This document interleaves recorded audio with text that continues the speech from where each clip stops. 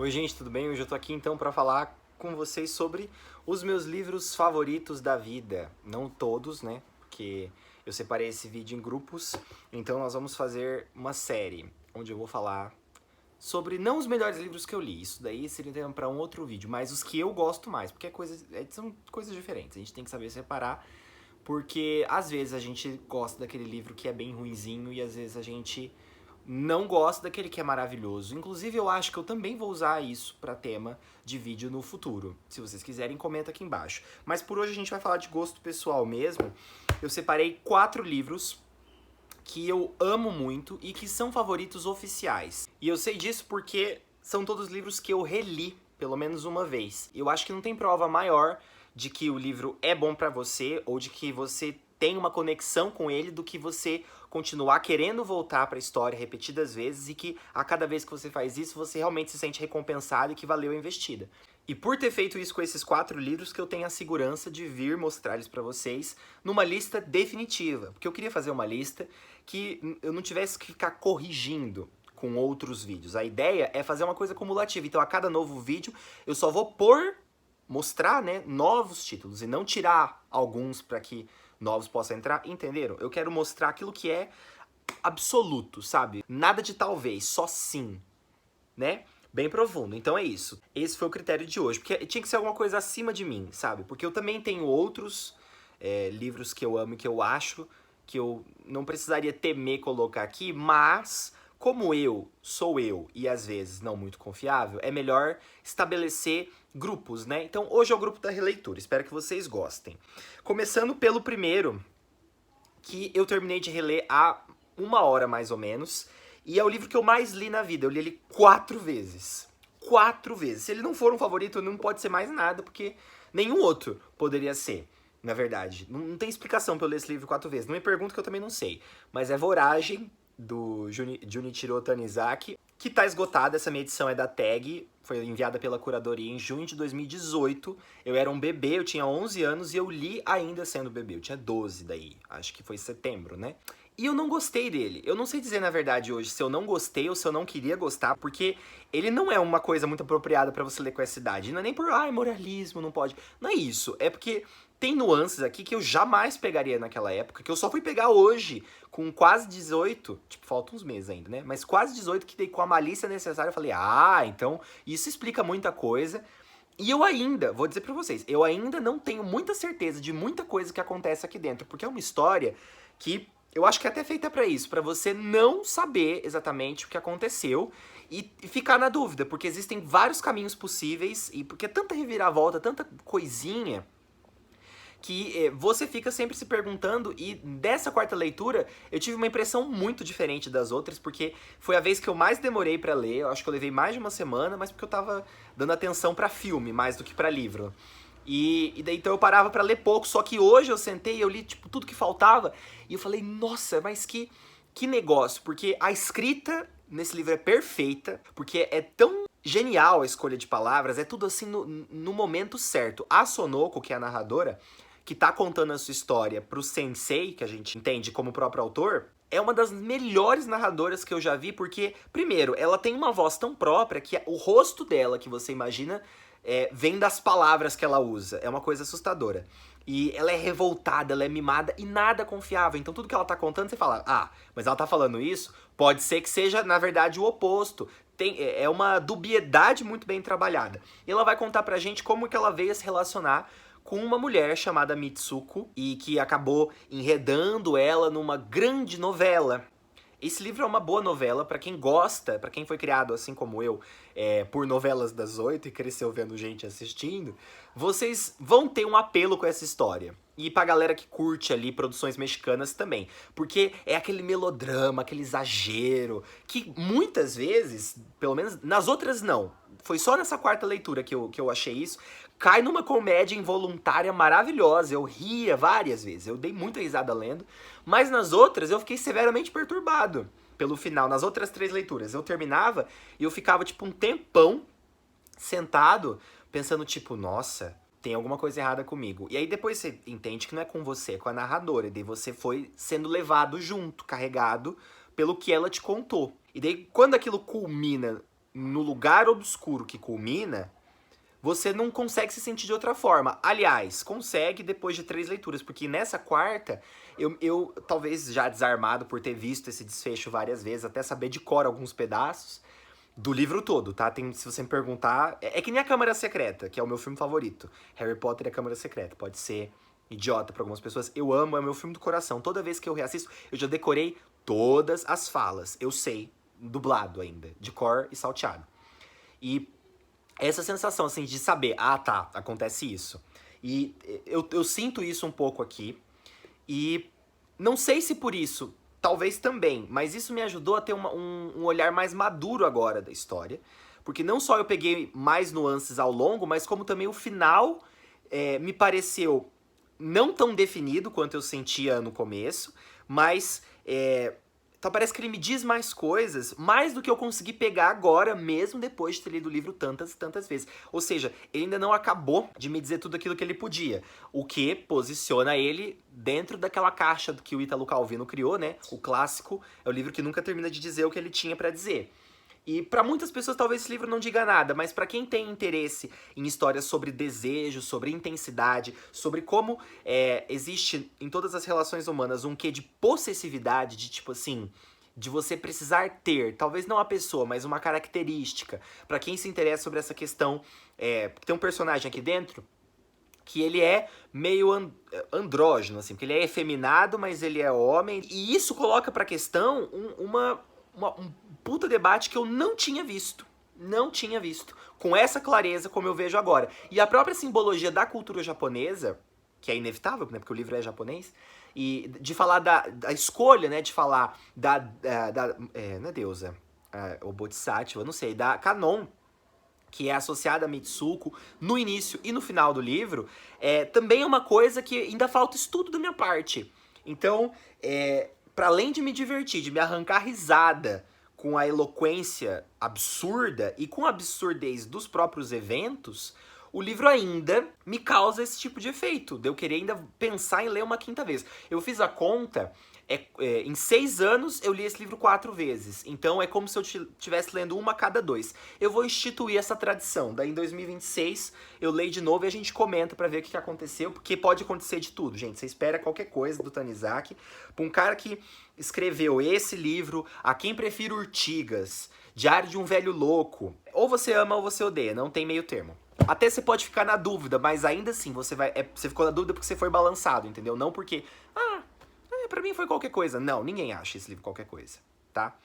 E assim como ninguém, eu acho, consegue passar incólume por A Vegetariana, da Han Kang, que é um livro que eu li 2 vezes. Ainda falta... Dá pra fazer isso de novo, né? Dá pra engatar a terceira aqui. É um livro fininho, e eu lembro que eu abandonei ele na minha primeira tentativa. Olha só, né? Esse vídeo também ensina sobre a importância de dar segundas chances. Eu tava lendo ele e eu falava, nossa, que coisa mais estúpida. Porque logo na primeira página, a gente tem o narrador dizendo que ele casou com uma mulher porque ela era meia boca e porque ela não se incomodava com o pinto pequeno dele. E daí você fala, véi, sério, eu não sei se eu vou ler isso. Daí eu persisti porque eu tinha comprado na livraria. Livraria física é caro. E porque já era aquela curiosidade mórbida, sabe? Eu quero ver onde vai isso. E vai também mais extremos ainda do que a Voragem, porque Voragem, ele é absurdo, mas é aquela coisa. Se mantém dentro da realidade. Não tem, por exemplo, uma mulher dizendo que gosta dos peitos porque com eles ela não pode matar ninguém. Entendeu? Isso é mais uma das pérolas que a gente acha nessa literatura maravilhosa. Segui lendo e eu parei no primeiro capítulo, porque ele tem 3, né? E cada um é uma narração diferente. E daí eu acabei esse, mas eu também não soube lidar com aquilo, então eu acabei abandonando e decidindo não ler. Aí o ano virou, isso foi em 2018, ano virou, e aí lá por maio, eu acho, eu falei, quer saber? Eu vou terminar de ler, porque... acontece isso muito comigo. Às vezes eu leio um livro e às vezes na hora ele não me bate tanto, mas depois fica aquela coisa, que a engrenagem vai girando, e daí eu só consigo pensar no livro, eu fico pensando, e a atmosfera eu acho muito legal. Eu falo, nossa, eu quero voltar pra essa sensação de estar dentro desse lugar. E daí foi o que me levou a tentar terminar A Vegetariana. E daí eu terminei e eu não soube dizer se eu tinha gostado. E eu não sei se isso aconteceu, eu acho que nunca aconteceu com nenhum outro livro, mas eu fiquei tão dividido. Eu contei história pras pessoas, falei, gente, vocês acham que eu gostei disso? E o povo, nossa, não tem como. Minha mãe, né? O povo, minha mãe. Minha mãe e meu pai. E eles pareciam achar que eu não gostei, mas na verdade eu percebi que eu gostei sim. E não era pra fazer afronta parental. Era porque, de fato, uma leitura não bastou pra sossegar as minhas imagens. Elas continuavam ali rodando. Ele mexeu bastante comigo de um ponto de vista físico. Aí já não é nem mais cabeça e tal. Não, eu realmente tive alterações físicas por causa dele. De tão bizarro. E não cresceu um sexto dedo, nem terceiro mamilo. Aquelas coisas assim de sobressaltos, entendeu? De você perceber que você não tá mais controlando muito o que você acha ou não da história. Você só consegue reagir da forma mais primitiva possível, acho até combinando com a narradora. A narradora não, perdão, a protagonista. Que decide ceder a um impulso, a um instinto que vem pra ela em forma de sonho e acaba sendo tripudiada por todo mundo e forçada a continuar na linha. Traduzindo pro contexto, a Young-hee, casada, comia carne. Aí um dia ela sonhou com umas coisas bizarras e ela não consegue mais comer carne depois daquilo. E nada que vem de origem animal. E daí ela começa a jogar carne fora e daí recusar a carne de uma forma que vai assustar o marido, que é aquilo lá que eu já falei pra vocês, aquele estrupício. E aí ele vai contar pra família e a família também fala, mas como assim? Você vai comer o quê então? E aí começam a entuchar a carne pra ela. E daí isso, gente, é o primeiro capítulo. Nem vou entrar em muitos detalhes porque essa coisa da carne é no primeiro capítulo. Depois é uma outra coisa, porque é o ponto de vista do cunhado, em terceira pessoa, mas ainda, perspectiva dele, cunhado dela. Que daí ele tem uma outra vida. É aquela coisa, até lembrando agora, até parece um pouquinho, nada a ver a história, mas a estrutura. Com o Monster, do Koreeda, esse filme recente, que é maravilhoso também. E que é aquela coisa, que é uma história no começo, aí depois você muda a perspectiva, aí não é que é outra história, aquilo reconfigura o ângulo, e daí o que era uma história passa a ser uma história maior, e daí depois muda de novo. E daí então aumenta, é uma grande história, e não 3 pedacinhos, sabe? Daí o cunhado, ele quer fazer um filme estranho, envolvendo tinta e gente pelada e imagens de plantas e flores. Também não vou explicar muito, porque daí estraga, né? Aí o terceiro capítulo eu não vou falar nada, mas a irmã, pelo que eu me recordo, é a que tá mais, tipo assim, eu quero entender o que tá acontecendo. E dela ver a irmã indo às suas últimas instâncias, né? No final do livro. E daí chega num ponto que você fala, uau, é isso, ok. E que foi aquilo lá que me fez entrar na pulga, né? De não saber determinar qual era a minha própria opinião. E aí, carreguei o livro por tempos, reli no começo de 2021, e daí eu falei, realmente, essa história é maravilhosa, ela tem um sabor próprio, e ela continua me despertando as mesmas coisas, talvez em maior intensidade, e coisas que não só outros livros não me despertam, mas como coisas na vida real não me provocam. Então, realmente é um livro bem especial, pelo quão longe ele sabe ir. Num território totalmente diferente de Voragem, porque Voragem é um livro de exagero, mas é um exagero mundano. Esse aqui, ele é extraterrestre. O próximo, os dois, aliás, são do Haruki Murakami, que é um dos meus autores favoritos, embora vocês tenham visto eu recentemente regaçando com ele, que eu sou fã, mas eu não sou palhaço. Ele escreveu primeira pessoa do singular, eu não engoli aquilo e falei mesmo. Se você quiser ver, procura aí, tá lá no canal, tá lá mais pra baixo. Mas quando ele acerta, gente, não tem pra ninguém. É um livro dos mais bonitos que eu conheço e tem uma melancolia muito particular, porque ele fala de contrastes. Os narradores, né, do Murakami, sempre são meio assim, poste ou neutro pra babaca. Aqui eu acho que era mais neutro, mas é um personagem que tá ali prestes a completar 20 anos, na parte que ele conta pra gente da história, e nesse impasse, nesse território esquisito, onde ele nem é adulto ainda, mas também já não é mais adolescente só.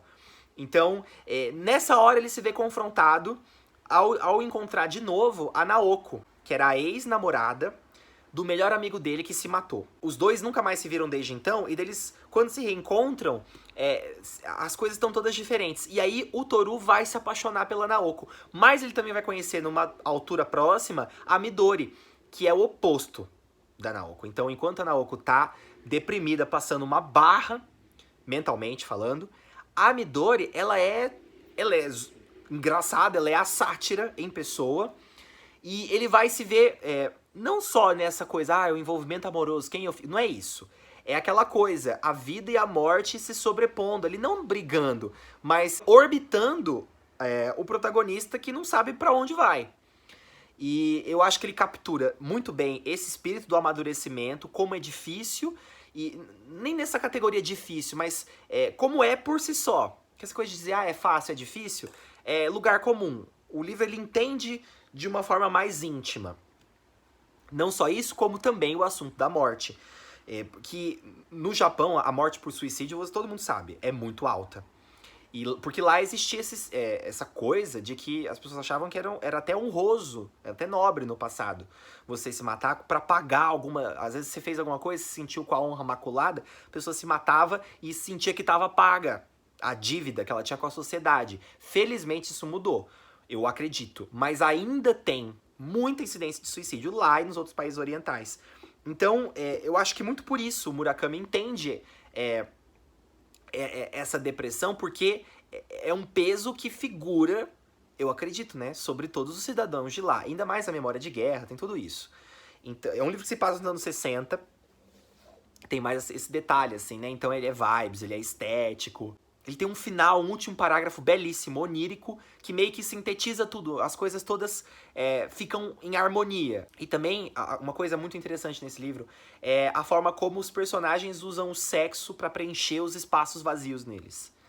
E tem muito isso também, o vazio e aquela sensação que o Murakami consegue aflorar em todos os personagens dele, de todos os livros. É aquele sentimento, assim, que os personagens, aquela hora que eles confessam algo um pro outro, que daí deixa mostrar um sentimento que escapa ao português, escapa a qualquer língua, eu acredito, mas é aquele sentimento que você vê os personagens te contando daquele jeito, tipo assim, ó.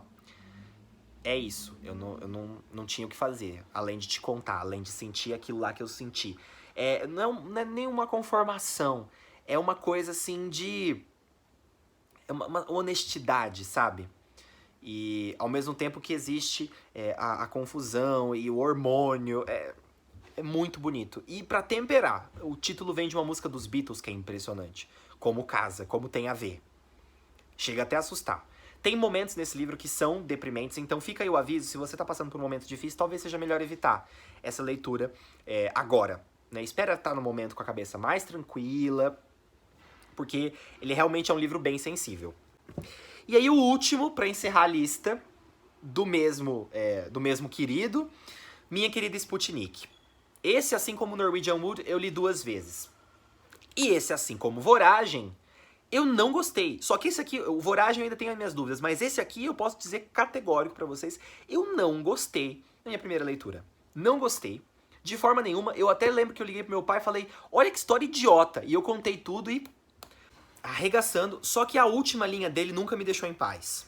E voltava a pensar nele, e aí me assustava. Eu considero Minha Querida Sputnik como um livro de terror, tá? Eu imagino que a interpretação que corre mais por aí é que é uma história de amor, e não tá tão errado, porque é uma história de amor não correspondida, mas que tem partes tão macabras pra mim. Então, o narrador, mais uma vez, um narrador neutro, e ele tá apaixonado pela Sumire, que é a melhor amiga dele. E ela é uma pessoa incomum. Murakami adora fazer essas mulheres, assim, diferentes, né? Então, ela usa meias que não combinam, ela gosta de escritores beatniks, e ela quer ser romancista. Então, ela é, sabe assim, bem... Uau! A grande femme fatale. Não é femme fatale, é aquela... Eu não sei o que ele tenta fazer. Ela nunca se interessou por ninguém, amorosamente. Até o dia que ela conhece a Miu, que é uma coreana muito mais velha do que ela, e vai ficar transtornada de apaixonada. E ela acha que vai dar certo, então ela se abre para as oportunidades. E daí o K, ele vai vendo a amada dele se afastando, vendo ela ser não se isolar. Ele não sabe que ela tá se isolando, mas é o que ela tá fazendo porque a Miu também não vai corresponder essa paixão. Mas elas vão ficar amigas e elas vão viajar e alguma coisa acontece. Eu não posso contar porque eu não quero dar spoiler, mas é um livro sobre solidão. O título, Minha Querida Sputnik, é genioso. Eu não percebi na minha primeira leitura isso. Eu falei, mas por que ele... precisava? Era só pra fazer charme, sabe? Aquelas coisas. Mas não é. Título muito bem escolhido. E ele deixa até uma nota no começo falando sobre o Sputnik e a cachorra que foi e nunca mais voltou. E isso vai ter muita importância dentro da história. Porque essa não é, talvez, só uma história sobre alguém rejeitado no âmbito amoroso. Não, é uma história sobre alguém se vendo sozinho dentro de um espaço limitado e longe do... tipo, no meio da galáxia, solto, longe dos planetas. Entendeu? Vocês lendo ali a nota, lendo o livro, vocês vão compreender. Os desdobramentos que vão tomando, a cena da roda gigante, o contato da Miu e da Sumire, eu até hoje não esqueci. A coisa do gato, que tem no Crônica do Pássaro de Corda também, me broxou depois porque eu descobri, o Murakami contou de onde veio essa inspiração, e daí meio que perdeu toda a graça pra mim. Mas tem também uma cena aqui que eu nunca esqueci, que daí ela tá contando que ela tinha um gato que ele subiu na árvore e nunca mais desceu. Então o livro é cheio dessas estranhezas e que vão só colaborando pra você enxergar os personagens nessa posição apartada e pra você também sentir esse vazio de que não tem ninguém por perto, de que você pode gritar e não vai ninguém escutar. Então ele acaba entrando também nessa questão, depressão, e aí eu não posso completar a frase, porque daí vai expor a minha interpretação e pode ser spoiler. Só vou dizer que ele levanta de que há esse lugar para onde as pessoas vão quando atingem um estado X e não voltam mais. E o motivo que leva a isso é... Esse livro assusta. Mas eu amo porque é aquilo, gente. A gente não tem muito como explicar por que a gente ama uma história ou qualquer outra coisa, né? Simplesmente nasce, rola uma identificação com algum elemento, tem alguma magia que toca e aí acontece. E é isso então, gente. Vou ficando por aqui. Esse foi o meu primeiro episódio da série Meus Livros Favoritos da Vida. Espero que você tenha gostado. Se sim, deixe o seu like, o seu comentário, a sua inscrição. Nada importa tanto quanto comentário. Eu quero saber quais são os seus livros favoritos, quais você incluiria na sua lista pessoal, se você já leu algum desses que eu mencionei, o que você acha. E é isso. Até mais, gente. Tchau. Vejo vocês no próximo episódio. Não sei quando sai, tá? Mas vai sair, mesmo que leve anos, e a gente segue por aí, tá? É isso, gente. Até mais. Tchau.